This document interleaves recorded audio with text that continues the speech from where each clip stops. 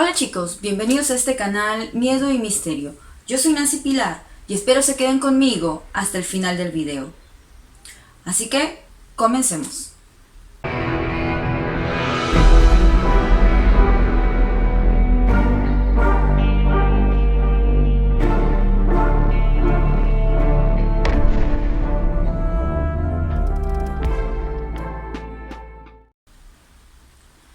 Mecanismo de Antiquitera o Anticitera. Primera computadora humana, mecánica, hecha por el hombre. Esta fue encontrada en el año 1902 por unos buzos que hacían búsqueda de esponjas marinas en el lugar, en las costas de la isla griega Antiquitera. Este mecanismo también fue encontrado con muchos tesoros griegos, que eran de un naufragio, pero no de tantos años de antigüedad. Junto a este mecanismo se hallaron muchos tesoros, esculturas, todos muy grandes, preciosos, con un gran significado histórico. Y dentro de estos restos arqueológicos, de estos tesoros griegos, encontraron también el mecanismo de Anticitera, que en su momento no le dieron el respectivo valor. Pensaron que eran fragmentos, porque no era un mecanismo entero, eran fragmentos, pero de algo que no tenía mucha importancia. Así que lo dejaron y no lo estudiaron más por varios años. Después de años se interesaron en este mecanismo, estudiándolo, haciéndole análisis. Y después de estos análisis, se supo que este mecanismo fue hecho en el año 86 a.C. Al analizarlo, supieron que estaba hecho de engranajes de bronce. Y cada engranaje tenían dientes, que luego, al analizarlo más exhaustivamente, cada engranaje tenía números diferentes de dientes. No eran todos iguales, ni por el número de dientes que tenía, ni por los tamaños. Pero estaban todos bien encajados entre sí. Se tuvieron que detener también análisis de rayos X, ya que este mecanismo era de bronce, ya con el agua se había corroído todo. Entonces, mediante estos rayos X, pudieron contar cada número de dientes que tenía el engranaje. Para esto se dieron con la sorpresa de que los números de los dientes de cada engranaje eran 127, 235 y 223. Ya que estos números eran muy importantes para los griegos, se dio a entender que estaban enfrente de un mecanismo muy importante, muy valioso para ellos. Ya que se sabía también que el 235 tenía relación con los ciclos lunares, el ciclo metónico. Este consta de 19 años solares o 235 meses lunares. El 223 son las lunas, que tienen que pasar desde un eclipse para que probablemente haya otro. Todo da a indicar también que este mecanismo se encontraba dentro de un cajón de madera. Pero con el tiempo no pudo resistir. Así que el mecanismo quedó expuesto al agua y a su corrosión. También se sabe que este mecanismo contaba de un sistema planetario, donde la Tierra era el medio y 5 planetas giraban alrededor de él. Este sistema planetario consistía en un anillo al exterior del mecanismo.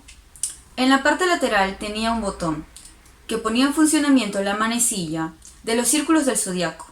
Junto a este también giraba el anillo del calendario egipcio, dando por consecuencia que estos dos se coincidieron. Con otra manecilla pondría en funcionamiento todos los engranajes y dar cálculos simultáneos sobre el Sol y la Luna.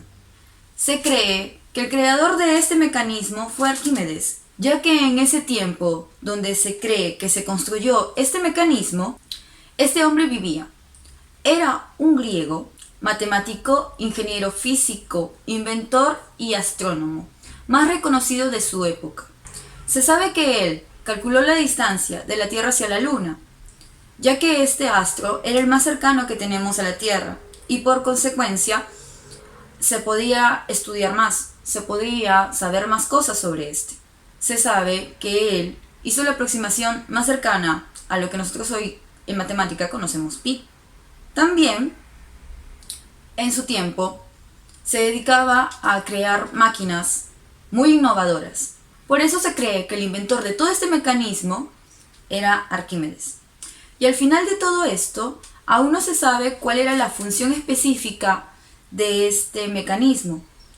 Solo se sabe que prácticamente todos los conocimientos de astronomía estaban ahí, puestos mediante estos engranajes para que al hacerlo funcionar, todos estos se muevan simultáneamente y puedan calcular sea eclipses, sea la rotación de los planetas, los días del año y los signos del zodiaco. Todos los conocimientos de este hombre fueron puestos ahí. Por eso se dice, o bueno, es la primera computadora mecánica hecha por el hombre. Esto es el mecanismo de Anticitera. El mapa de Piri Reis. Este mapa es fuera de tiempo. ¿Por qué? Porque en este mapa se cree que están representados lugares que para el año de su creación no se habían descubierto aún. Y por el diseño que tiene, se cree que fueron hechos desde el aire. O sea, me refiero a que este tipo de mapa, de estos trazos, solo se pueden haber hecho si uno los miraba desde el cielo. Por eso que no se sabe cómo esta persona lo hizo. Fue descubierto en el año 1929 en el Palacio de Topkapi. Este palacio estaba en remodelación porque lo iban a hacer un museo. En este proceso de remodelación encontraron el mapa de Piri Reis, pero lamentablemente no estaba completo. Se tiene solo una parte de todo el mapa. En este mapa se ve parte de Europa, América Central y América del Sur. También se cree que está la Antártida trazada en este mapa. Este mapa fue hecho por el almirante turco Piri Reis en el año 915 del calendario musulmán, que para nosotros es el 1513. La historia de este mapa empieza cuando en 1501 los otomanos capturan 7 naves cerca de las costas españolas. Dentro de los prisioneros que habían encontrado, uno de estos prisioneros que habían capturado decía tener un mapa hecho por el mismo Cristóbal Colón. Así que Piri Reis fue a estudiar este mapa. Luego de años de examinar este mapa, y así como 20 cartas geográficas más, también encontradas de saqueos, Piri Reis elaboró su mapa. Se lo dio al sultán otomano, Solimán el Magnífico. Y después de este presente, el sultán lo subió al cargo de almirante. Piri Reis, como dije, él no había ido a los lugares que había trazado en su mapa. Él se había basado de mapas, de cartas geográficas de hace muchos años atrás. Y esto es una de las cosas o uno de los misterios de este mapa, porque ya que él no fue a este lugar, ¿cómo puede haber trazado los lugares tan exactamente o tan precisos que ahora conocemos y que en ese tiempo aún no se habían descubierto? Por eso, si estas cartas geográficas o estos mapas en los que él se basó, ¿cómo podían haber tenido estos trazos tan perfectos? O se supone que en ese tiempo no estaban descubiertos aún esos lugares. Quiere decir que ¿quién fue que los visitó antes de las personas que nosotros conocemos que descubrieron esos lugares? En este mapa se puede ver bien definida la península ibérica y la costa occidental de África. En este mapa también se ven dibujadas las costas de Brasil. Pero se sabe que se pudo haber basado también Piri Reis en el mapa de Álvarez Cabral, ya que él en 1500, por desvío de los vientos, porque él se dirigía hacia las Indias, llegó hacia Brasil. Era uno de los descubrimientos de la época, así que Piri Reis lo incluyó en su mapa. También, aparte de las costas de Brasil, en este mapa también se ve la cordillera de los Andes, una cadena montañosa. También se ve que de esta cadena de montañas se desprende el río, diferentes ríos importantes, Amazonas, el río Orinoco y el río de la Plata. Pero lo más misterioso de este mapa es que después de la costa de Brasil dibujada en él, o se puede dar a entender de que lo que está dibujado ahí vendría a ser la Antártida. Pero lo que llama más la atención es que estas tierras, la Antártida, está dibujada sin hielo y unida a América del Sur. ¿Cómo es esto posible? Es lo que los científicos no pueden entender hasta el momento.